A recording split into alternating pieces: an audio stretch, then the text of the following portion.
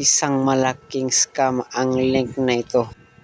Hindi nila binigay ang tamang panalo ko na 129,000 kasi ang taya ko is 150 strength na dapat ang mapapanalunan is 129,000.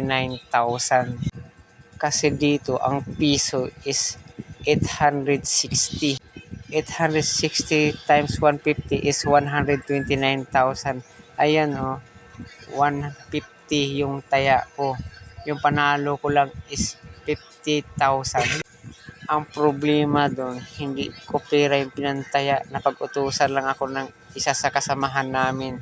Kaya ayun, galit na galit. Hindi ko alam kung paano ko sosolusyonan tong problema na to. Tingnan natin dito sa lottery history. Sa betting history niya. Hayop na tong apps na to. Pahamak ang putik. Wala naman sila nakalagay na 50k lang yung maximum na panalunan.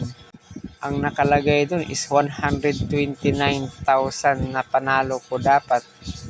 Yung nakalagay doon sa maximum win nila is 200,000.